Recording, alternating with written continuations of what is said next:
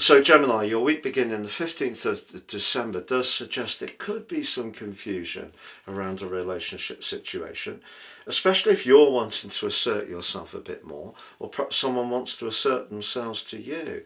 But because your ruler Mercury is back into the part of your chart that's good for listening and forging a very helpful link to Pluto, very much to do with penetration, what you think about, if you take the time or to discuss, that helps you to ward off the confusing shimmering energies of Neptune in its square to Mars early on Monday can be helpful. And also Venus retains its location this week in the most diplomatic and harmonizing part of your chart. So even if you are feeling frustrated with someone, and that could be heightened by the new moon of Saturday, because of Saturn and Neptune being in a part of your chart, which is really about you being a bit more to the fore about what you feel strongly about.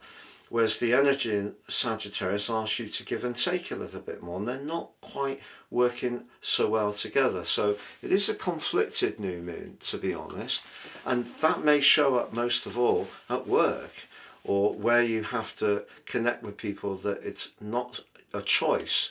And sometimes those relationships are the ones that we spend the most time around. However, by the end of this week, Sun's going to be playing catch up with Mars and diving deep into your 8th house. Now they're going to be joined in the week following this one by Venus. 8th house energy in a practical way can be about long-term finances, but it can also be about where we feel a desire to in some ways transform ourselves, but also we can have a need for a challenge. So if you are footloose and fancy free over the festive period and you are social, you may find some very intense but fascinating conversations, and you may even encounter someone right through to the 23rd of January that is rather irresistible, even if you don't initially like them, because of the intensity of the Sun and also Mars in your 8th house.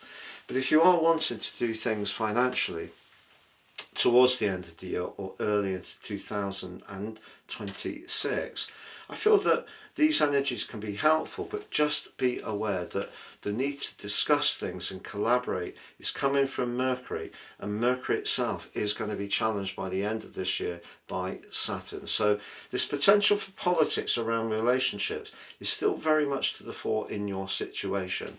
Now in a long-term tie, maybe there's just a bit of a subtle shift going on, which can happen in all long-term relationship. Someone who may have been more supportive and perhaps a little bit more prepared to take a secondary role, whether that's you or someone else, may not want to play that role in the same way. They may want to put their point of view forward. So whatever you're trying to work with, it's a bit of a juggle between diplomacy and assertion this week.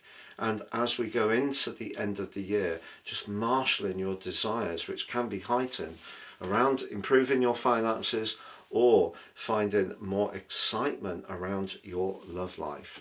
But if you've yet to order your personal forecast for year 2026, you can do so now. You'll get your life roadmap chart as well, and interpretation. These are totally unique to each person. There is 30% off, and also you'll get my free gift of your zodiac general, love, Chinese and Indian forecast for the year ahead for each of the 12 zodiac signs.